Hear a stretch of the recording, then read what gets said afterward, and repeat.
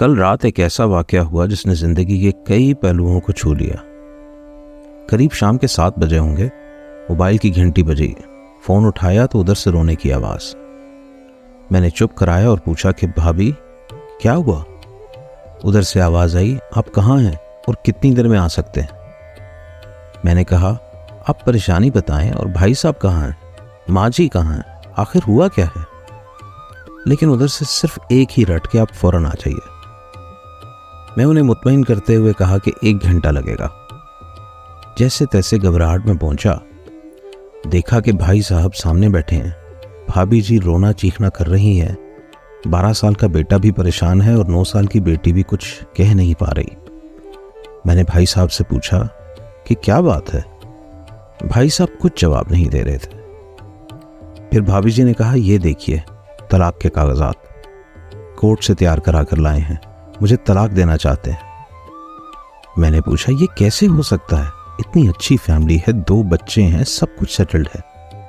पहली नज़र में मुझे लगा कि ये मजाक है, लेकिन मैंने बच्चों से पूछा कि दादी किधर है, तो बच्चों ने बताया पापा उन्हें 3 दिन पहले नोएडा के ओल्ड एज होम में शिफ्ट कराए हैं। मैंने नौकर से कहा, मुझे और भाई साहब को चाय पिलाओ। कुछ देर में चाय आई। भाई साहब को मैंने बहुत कोशिश की चाय पिलाने की, मगर उन्होंने नहीं पी और कुछ ही देर में वो मासूम बच्चे की तरह फूट फूट कर रोने लगे और बोले, मैंने 3 दिनों से कुछ भी नहीं खाया। मैं अपनी 61 साल की माँ को कुछ लोगों के हवाले कराया। पिछले साल से मेरे घर में माँ के लिए इतनी मुसीबतें हो गईं कि बीवी ने कसम खा ली कि मैं माँ जी का ध्यान नहीं रख सकती। ना तो ये उनसे बात करती थी और ना मेरे बच्चे उनसे बात करते थे।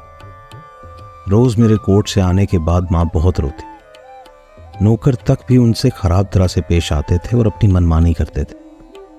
माँ ने 10 दिन पहले बोल दिया, तू मुझे ओल्ड एज होम में डाल दे। मैंने बहुत कोशिश की पूरी फैमिली को समझाने की, लेकिन किसी ने माँ से सीधे मुंह बात तक ना की। जब मैं 2 साल का था तब अब्बू का इंतकाल हो गया। माँ ने दूसरे के घरों में काम करके मुझे पढ़ाया, इस काबिल बनाया कि मैं आज एक जज हूँ। लोग बताते हैं कि माँ दूसरों के घर काम करते वक्त कभी भी मुझे अकेला नहीं छोड़ती थी। उस माँ को मैं आज ओल्ड एज होम में छोड़ आया हूँ। मैं अपनी माँ की एक एक दुख को याद करके तड़प रहा हूँ, जो उन्होंने सिर्फ मेरे लिए उठाए।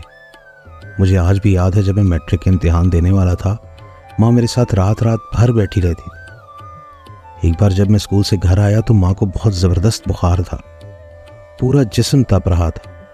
मैंने माँ से कहा, तुझे तेज़ बुखार है। तब माँ हंसते हुए बोली, अभी खाना बना कर आई हूँ इसलिए गर्म।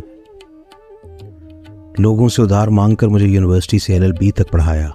मुझे ट्यूशन तक नहीं पढ़ाने देती थी, कहीं मेरा वक्त बर्बाद ना हो जाए।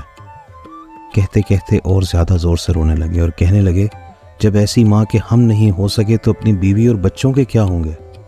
हम जिनके जिस्म के टुकड़े हैं, आज हम उनको ऐसे लोगों के हवाले कराए जो उनकी आदत, उनकी बीमारी, उनके बारे में कुछ भी नहीं जानते हैं। जब मैं ऐसी माँ के लिए कुछ भी नहीं कर सका तो मैं किसी और के लिए भला क्या कर सकता हूँ। आज़ादी अगर इतनी प्यारी है और माँ इतनी बोझ है तो मैं पूरी आज़ादी देना चाहता हूँ। जब मैं बगैर बाप के पल गया तो ये बच्चे भी पल जाएंगे, इसीलिए मैं तलाक देना चाहता हूँ। सारी प्रॉपर्टी मैं इन लोगों के हवाले करके उस ओल्ड एज होम में रहूँगा, वहाँ कम से कम माँ के साथ रहूँगा। और अगर इतना सब कुछ करने के बावजूद माँ ओल्ड एज होम में रहने के लिए मजबूर है तो एक दिन मुझे भी आखिर जाना ही पड़ेगा। माँ के साथ रहते रहते आदत भी हो जाएगी, माँ की तरह तकलीफ तो नहीं होगी। जितना बोलते उससे ज़्यादा रो रहे थे। उसी दरमियान रात के 12:30 हो गए। मैंने भाभी जी और बच्चों के चेहरों को देखा, उनके चेहरे पछतावे के जज्बात से भरे हुए थे। मैंने ड्राइवर से कहा, अभी हम ओल्ड एज होम जाएंगे। भाभी, बच्चे और हम सब लोग ओल्ड एज होम पहुंच गए। बहुत ज़्यादा दरख्वास्त करने पर गेट खुला। भाई साहब ने गेट कीपर के पैर पकड़ लिए, बोले, मेरी माँ, मैं उसे लेने आया हूँ। चौकीदार ने पूछा, क्या करते हो साहब। भाई ने जवाब दिया, मैं एक जज हूँ। चौकीदार ने कहा, जहाँ सारे सबूत सामने हैं तब तो आप अपनी माँ के साथ इंसाफ नहीं कर पाए, औरों के साथ क्या इंसाफ करते होगे। इतना कहकर हम लोगों को वहीं रोककर वो अंदर चला गया। अंदर से एक औरत आई जो वार्डन थी। उसने बड़े जहरीले लफ्ज में कहा, 2 बजे रात को आप लोग ले जाएंगे और कहीं मार कर फेंक देंगे तो मैं क्या जवाब दूंगी। मैंने वार्डन से कहा, बहन आप यकीन कीजिए ये लोग बहुत पछतावे में जी रहे हैं। आखिर में किसी तरह उनके कमरे में ले गया। कमरे का जो नज़ारा था उसे लफ्ज़ों में बयान करना मुश्किल। सिर्फ एक फ़ोटो जिसमें पूरी फैमिली, वो भी माँ के बगल में, जैसे बच्चे को सुला रखा है। मुझे देखा तो उसे लगा कि कहीं बात ना खुल जाए, लेकिन जब मैंने कहा हम लोग आपको लेने आए हैं तो पूरी फैमिली एक दूसरे से लिपट कर रोने लगी। आसपास के कमरों में और भी बुजुर्ग थे। सब लोग जाग कर बाहर तक आ गए। उनकी भी आंखें नम थी। कुछ वक्त के बाद चलने की तैयारी हुई। पूरे ओल्ड होम के लोग बाहर तक आए। किसी तरह हम लोग ओल्ड एज होम के लोगों को छोड़ पाए। सब लोग उस उम्मीद से थे कि शायद उन्हें भी कोई लेने आए। रास्ते भर बच्चे और भाभी चुपचाप रहे, मगर माँ और भाई साहब पुरानी बातें करते रहे। घर आते करीब 4 बज गए। भाभी जी भी अपनी खुशी की चाबी कहाँ है ये समझ गई थी। मैं भी चल दिया, लेकिन रास्ते भर वो सारी बातें और नज़ारे आंखों में घूमते रहे। माँ सिर्फ माँ है, उसको मरने से पहले ना मारें।